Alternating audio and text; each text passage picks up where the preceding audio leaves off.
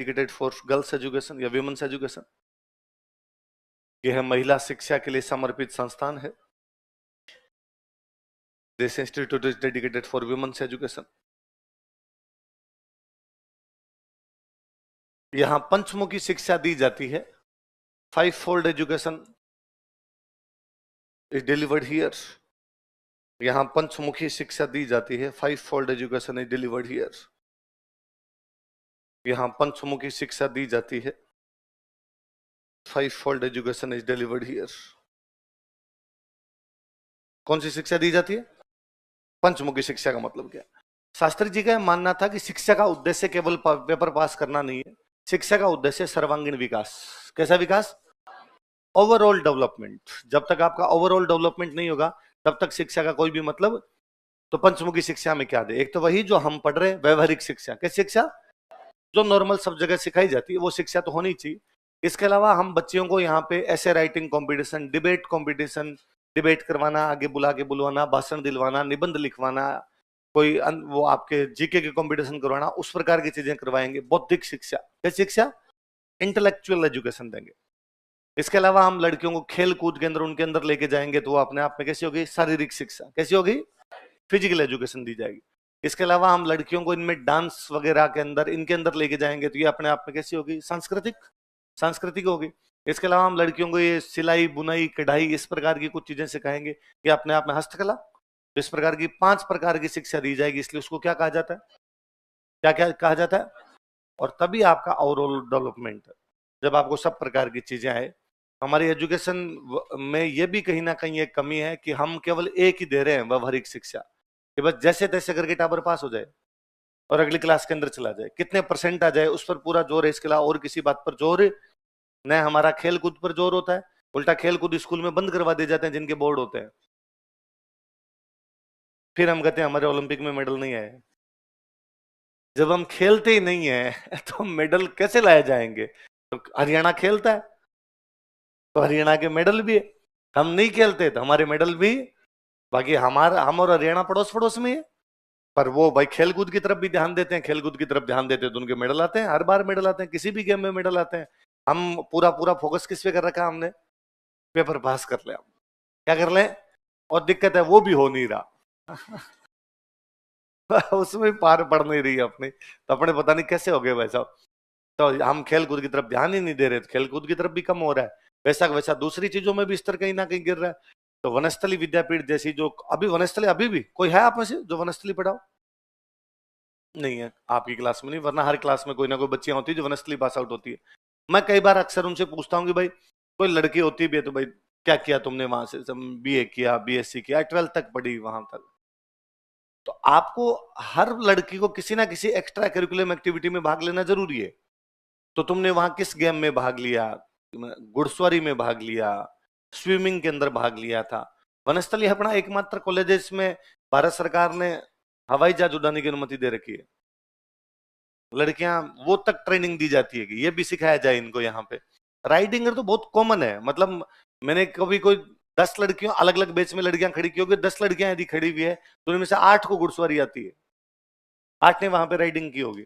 या फिर कोई वैसे कि हमारे भरतनाट्यम आता, हमें हमारा कथक किया हुआ है, कुचिपुड़ी किया हुआ है, अपने केवल नाम सुने हुए, है ना। और वो भी अपने को पता नहीं कि होता कहाँ पे है ये, कि है सूर्य को कच्ची पक्की पूड़ी, कच्ची पक्की, कच्ची पूड़ी है, पक्की पूड़ी है, पर है कुछ ऐसा है। तो वहां पर है कि वहां पर ऐसा किया भी जाता है। तो वनस्थली वाकई बहुत अच्छा कॉलेज है। पूरा यूं गर्ल्स के लिए डेडिकेट कॉलेज है। और हीरालाल जी ने जैसा सपना देखा होगा वैसा का वैसा कॉलेज है। और सच में लड़कियों के लिए बहुत अच्छी पढ़ाई होती है। मैं जब नया नया पढ़ाने ही लगा था 2013 में, तो 12 लास्ट में मैं लगभग पढ़ाने लगा था। 13 की बात हो शायद, को प्री की वैकेंसी आई हुई थी, तो काफी बड़ा सा बैच बना हुआ था। मैंने उसमें वनस्थली के बारे में पढ़ाया। मैं भी इतना वनस्थली के बारे में नहीं जानता था, जितना किताबों में पढ़ा था वही था। 4 लाइनें जानते, 4 लाइनें लिखवा दी। तो कोई लड़की खड़ी हुई, उसने हाथ खड़ा किया, सर मुझे बोलना है। तुम? हाँ। मुझे लगा क्वेश्चन पूछ रही होगी। हाँ। जब मैं वनस्थली पास आउट हूँ, मैं वनस्थली में पढ़ी हूँ, मैंने वहां से बीए किया। तो हमने माइक दे दिया उनको कि हाँ लो बताओ भाई वनस्थली के बारे में, फिर 4 बातें हमें बता दो। तो उन्होंने हमें कई बातें और बताई कि मैं वहाँ पंचमुखी शिक्षा होती है सर, पंचमुखी शिक्षा का मतलब ये होता है। मैंने वहाँ राइडिंग की है, मैं वहाँ एथलेटिक्स के अंदर थी, वहाँ अन्य लड़कियां भी इस प्रकार से होती है। वो जब यूं बोल रही थी तो पीछे से कोई एक लड़का बोला कि सर लड़कियां भी घुड़सवारी कर लेती है क्या? जनरली ऐसा क्या होता है, यदि कोई लड़की बोले और लड़का यूं कमेंट कर दे तो लड़कियां दो चीज करती है, या तो इग्नोर मारती है उसको देख के, लिचड़ आदमी है ऐसे करता रहता है, या फिर मुझे लड़कियों का साइड लेके बोलना पड़ता है और उसको डांटना पड़ता है, अरे मूर्ख ऐसे बदतमीजी कर रहा है, ऐसे कोई थोड़ी बोला जाता है ये वो वैसा मुड़ी वापस, उसने मुड़ के उसको लड़के कहा कि घुड़सवारी कर लेती है क्या? तू कभी बैठा भी है घोड़े पे? मूर्ख, पता है नहीं कुछ। उस दिन मुझे उस लड़के का फेवर लेना पड़ा, मुझे लगा ये कूटेगी क्लास में आज इसको और पुरुष प्रजाति बदनाम हो जाएगी वैसा, सरेआम पुरुष होने के नाते मुझे इसका पक्ष लेना थे। और मैंने कहा बहन रुको, अरे कह दिया टावर है, गलती हो गई, धूड़ खाई इसने, इसकी तरफ से मैं माफी मांगता हूँ, प्लीज तुम शांत हो जाओ। और वो मेरी तरफ देखे मुझे कि सर ये क्या कर रहा है, लड़कियां घुड़सवारी कर लेती है, घुड़सवारी छोड़, तू है ना अपने साथ दौड़ते हैं, तू मेरे बराबर 400 मीटर दौड़ के दिखा दे, चला जाता नहीं तेरे से। मुझे लगा यार को ढंग से, जब पढ़ाई के अलावा बाकी गतिविधियों में भी जब होता है तो उनका कॉन्फिडेंस भी अलग होता है, वो बोल भी जाते हैं इतने लोगों के अंदर, है ना। वरना मैं कई बार देखता हूं कि क्लास में लड़कियां छोड़ो लड़के भी, कि किसी क्लास में कोई बच्चा 90% वाला है, 92% वाला है, और मैं जब उसको कह देता हूं आगे खड़ा होके बोल,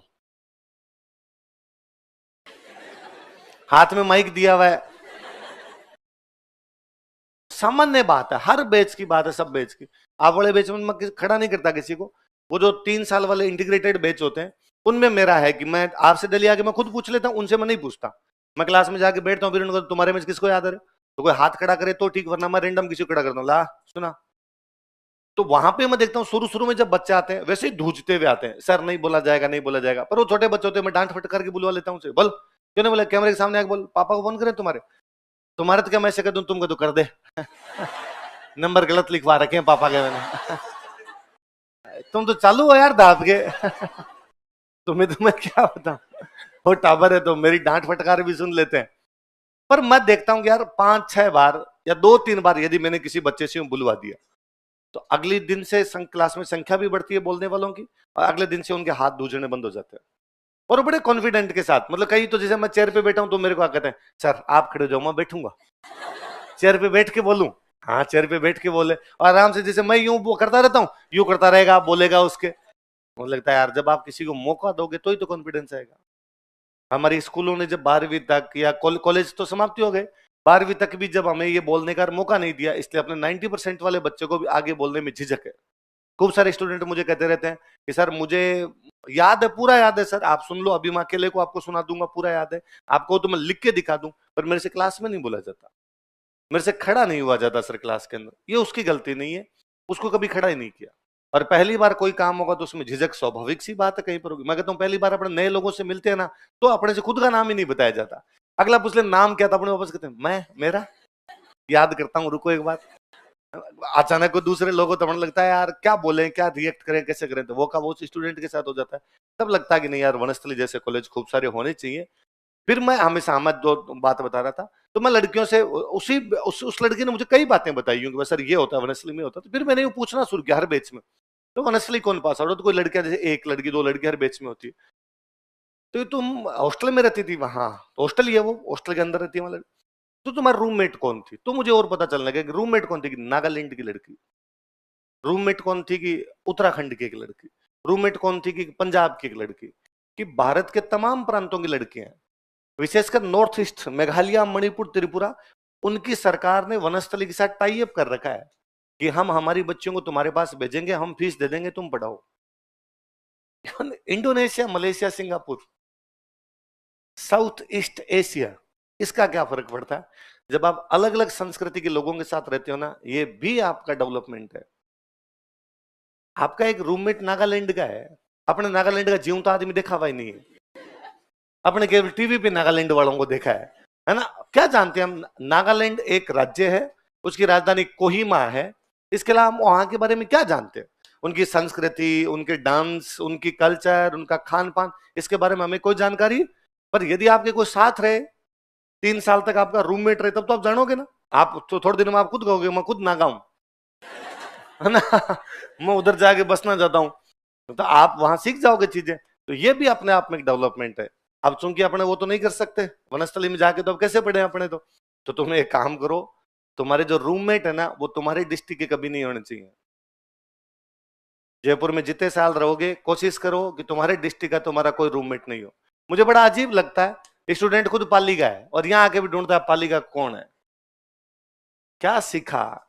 होना ये चाहिए कि कोई गंगानगर वाले का रूममेट झालावाड़ का हो, झालावाड़ वाले का रूममेट बाड़मेर का हो, बाड़मेर वाले का रूममेट धौलपुर से हो, धौलपुर वाले का रूममेट बांसवाड़ा का हो, ये बांसवाड़ा वाले का रूममेट नागौर का हो। तो आप कम से कम पूरा राजस्थान तो सीखेंगे, उनकी बोली भाषा। और कोशिश क्या करे, जो है आपका रूममेट उसका करे तू तेरे लोकल बोल, 5 7 10 दिन बाद में आपको सब समझ में आएगी। मैं उधर गंगानगर वाले बेल्ट में पढ़ा हुआ हूं, तो मुझे पंजाबी आती थी, वहां पे बोल नहीं रही हूं। बीकानेर पढ़ने के लिए आए तो खूब सारे हनुमानगढ़ के लोग आए, तो खुद का मेरा डिस्ट्रिक्ट बीकानेर लगता था, वो हमारे इलाका इंदिरा गांधी नहर वाला था, बट डिस्ट्रिक्ट बीकानेर लगती। हनुमानगढ़ के लोग आए तो वो रहते, तो मेरी पंजाबी उनके साथ रह गई और फाइन भी, क्योंकि वो पंजाबी गाने सुनते थे, पंजाबी गाने पंजाबी बोला करते थे वो। तो मैं उनके साथ पंजाबी में बोल लिया करता, पंजाबी गानों भी डिस्कस कर लिया करता उनके साथ। जयपुर यहाँ रहने के लिए संयोग से जो रूममेट मिले वो इधर बाड़मेर जैसलमेर साइड के ज्यादा लोग मिले, तो मैं उन वाली भाषा सीखा और सीखा। 1 2 साल में और रहा क्लास में, मेरे जो रूममेट बने तो वो मेवाड़ के थे, तो मेवाड़ के लोग मेरे साथ रहे, तो मैं मेवाड़ की खूब सारी बातें सीखा। मुझे आज भी लगता है मुझे जितनी कहानियां आती है उनमें सबसे बड़ा रोल उन रूममेट्स का है, कि मुझे पहले भी आती होगी इस प्रकार की चीजें, पर उनके साथ बैठ के और जांची परखी, कभी उनके साथ डिस्कस किया और क्या उनकी बातें पूछी, तब आपको इधर उधर की बातें आने लगती है, आप इधर उधर की चीजों के बारे में सीख जाते हो। इसलिए आपके जिले का आपका रूममेट कभी भी होना, और यदि किसी के है तो आज रूम पे जाते कहना दको दिन बरगद ये हमारे साथ रहेगा, तपड़ बार फेंको रे इसके, अपने अपने अपने जिले वाले के साथ नहीं रहेंगे, दूसरे के साथ रहेंगे, ठीक है। तो ये तो किया जा सकता है यार कम से कम। और फिर आदमी जब जयपुर आया है तो कुछ तो नया सीख के जाए। अब वरना क्या होता है, आपका रूममेट आपके जिले का है, आप उसे बैठ के वो सेम बात करते हो, थारा सरपंच का चुनाव हो गया कौन जीते हो, सेम जाति के लोग, सेम क्षेत्र के लोग, वो सेम नेता वहां पे, सेम प्रकार की राजनीति, एक प्रकार के व्हाट्सएप ग्रुप। तेरे वाले ग्रुप में आ गया हो, आज पानी में फॉर्चूनर बैग ही देखी तूने तो तुम्हारे जिले में भाई है, तुम सबके पास है, तुम अपने जिले के व्हाट्सएप ग्रुप में जुड़े हुए हो, वरना किसी नए आदमी के साथ होगी, नई बातें बताएगा। तो आपका आप रहने वाले नागौर के आपके साथ बांसवाड़ा का रहता है, वो आपको बताता है कि यार बांसवाड़ा में हमारे आम होते हैं। आपको पता चलता है कि राजस्थान में कहीं आम भी होते हैं, वरना आपने तो खाली रेडी पे देखे हुए है ना, लगे हुए नहीं देखे। वो कभी फोटो ही दिखाएगा तो आपको बताएगा कि यार जिसको चौसा चौसा आम कहते हो वो पाकिस्तान का भी आम होता है, हमारे उसको नूरजहां कहते हैं। वो आपको ये भी बता सकता है कि यार हमारे कई जगह पे तो 2.5 2.5 किलो के आम लगते हैं जिनको डायमंड बोलते हैं। तो मैं कहता हूँ ये भी सवाल है, नूरजहां और डायमंड क्या है, आम की किस्में जो बांसवाड़ा में होती है। वरना आपने देखो नूरजहां तो हीरोइन थी सर जहांगीर की लुगाई का नाम था सर, डायमंड पहनती होगी तो नूरजहां का डायमंड है। गलती हो गई सर, नूरजहां और डायमंड नहीं, क्वेश्चन था नूरजहां का डायमंड क्या है, और ये हम बता सकते थे। तो आप जब अलग अलग इलाके के साथ रहोगे, अलग अलग क्षेत्र के साथ, आप पश्चिमी राजस्थान के हो, पूर्वी राजस्थान के किसी बंदे के साथ रहते हो, तो वो आपको बताएगा ना, भाई पश्चिमी राजस्थान वाले जानते हैं रामदेव जी एक लोक देवता है, और अपने बात करते हुए रामदेव जी के भी भादवे में हमारे यात्रा शुरू हो जाएगी और भादवे के महीने में हम सब वहां पे जाएंगे, ऐसी बातें करते हैं।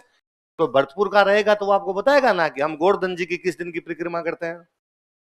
वो जब बताएगा ना कि गोवर्धन जी की परिक्रमा हम पूंछरी के लोठा से शुरू करते हैं, जगह का नाम है, मंदिर है पूंछरी का लोठा, भगवान कृष्ण का, वहां से शुरू की जाती हुई यात्रा। भजनलाल जी के सीएम बनने के बाद अखबार में 2 3 बार है कि पूंछरी के लोठा में जाके उन्होंने ये किया उन्होंने। अब नाम तो पता चला अपने को, पूंछरी का लोठा नाम की जगह है, पूंछरी गांव का नाम है, लोठा शिला जो मूर्ति है उसको कहा जाता है भगवान कृष्ण की मूर्ति है, वहां से यात्रा शुरू हो रही है। अब क्वेश्चन आता है कभी, पूंछरी का लोठा कहां पर है, अपने लगता है यार ये पूंछ वाला लोटा कहां आ गया, सुना हुआ भी होगा किसी से तो करके आओगे, क्या पता चलेगा ये प्रकार की चीजें, इस प्रकार की चीजें। आप किसी बांसवाड़ा डूंगरपुर वाले के साथ में रहते हो, वो आपको बताता है यार अभी हमारे यहाँ ना राष्ट्रपति द्रौपदी मुर्मू आके गई थी, जनवरी के आसपास राष्ट्रपति महोदय आए हुए थे और वो हमारे बेणेश्वर मेले में आए थे। मैं कहता हूं मैं आपको बाद में पढ़ाऊंगा, उससे पहले आपको पता होगा बेणेश्वर मेला क्या होता है, आपको पता चलेगा बेणेश्वर नाम की जगह है, वहां पर वो आके गए थे, ये हुआ था। वो यार बसंत पंचमी के आसपास आए थे, आपको बड़ा बड़ा सा अंदाजा रहेगा यार बसंत पंचमी में आसपास ये कोई मेला होता है। आगे मैं बता दूंगा यार माघ पूर्णिमा को होता है, तो आपको ये पता चलेगा माघ पूर्णिमा और बसंत पंचमी आसपास ही आती है। उनके आसपास ही माघ के महीने में उधर माघ पूर्णिमा है, उधर उसी में आपकी बसंत पंचमी आ जाएगी। कितनी सारी बातें जानते हो आप। अब यदि आपको उसने ये बताया तो अगली बार आपका अखबार में खुद ध्यान जाता है। आप अखबार में और देखते हो कि राष्ट्रपति मुर्मू आई तो बांसवाड़ा के भीलों ने दांगड़ी नृत्य किया। एग्जाम वाला क्वेश्चन पूछा दांगड़ी नृत्य का है, मैं तो नहीं पढ़ा था, क्लास के अंदर ही नहीं पढ़ा दांगड़ी नृत्य। इतने सारे नृत्य अपने का, सारे डांस तो पढ़ने से रहे, सारे नाच तो नाचने से रहे, अपने मुख्य मुख्य पढ़ते हैं। उन्होंने किया दांगड़ी वहां पे, पर आपने सुना किस, सुनी हुई चीज जब हम पढ़ते हैं तो जल्दी याद होती है। कोई मैं कहता हूं थोड़ा बहुत कनेक्शन। अब है ना, मैंने जमनालाल बजाज के बारे में मान लो आपको 4 बातें लिखाई है ना, 4-5 बातें तो लिखी। अब अखबार में कभी भी जमनालाल बजाज आएगा ना, आपके 4 बातें तो अपने आप याद आएगी, ये तो मैं जानता हूं। पर आज से पहले कभी अखबार में जमनालाल बजाज आता, आपका नहीं पढ़ा था, आपको लगता होगा कोई बजाज पंखा आता है पंखे वाले बजाज ही होंगे, वही है, बजाज इन्हीं की कंपनी है। तो बजाज भी पंखे कंपनी आती है, तो भाई वो कोई होंगे तो अपने उसकी तरफ आगे बढ़ जाते हैं, हम उसकी तरफ ध्यान देते नहीं। जब सुना हुआ होता तो हम उसकी तरफ ध्यान देते हैं। पूंछरी का लोटा कहाँ है? भरतपुर। अब डीग, अब तो डीग डीग हो गया डिस्ट्रिक्ट। तो डिस्ट्रिक्ट वाला तो अभी तक वैसे चल रहा है, तो वहां से गोवर्धन जी वाली परिक्रमा शुरू कर लेते हैं, तो वो आपको याद रहेगी। और कम से कम ये तो पता चलेगा गोवर्धन जी की परिक्रमा नाम की चीज होती है। अब फिर खूब सारी घटनाएं जुड़ती है। फिर हम पढ़ते हैं गोवर्धन जी की परिक्रमा क्या है, तो भगवान कृष्ण ने गोवर्धन पर्वत उठा लिया था। क्यों उठा लिया था? तो गोकुल के लोगों पर भगवान इंद्र कोपित हो गए, उन्होंने इतनी बरसात कर दी थी, बरसात से बचने के लिए। आजकल हो रखे हैं कोपित, आजकल जयपुर में कोपित हो रखे हैं।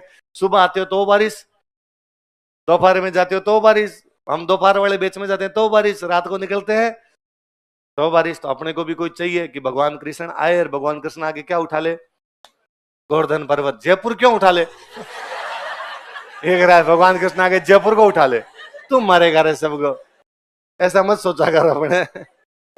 चल, तो आप आज घर पे जाके काम तो कर लोगे।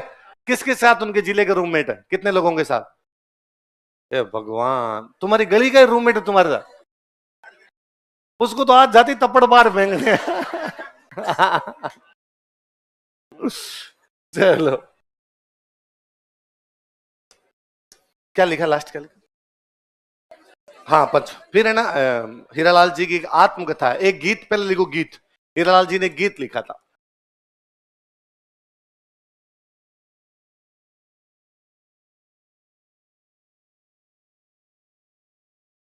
गीत लिखो, प्रलय प्रतीक्षा नमो नमो।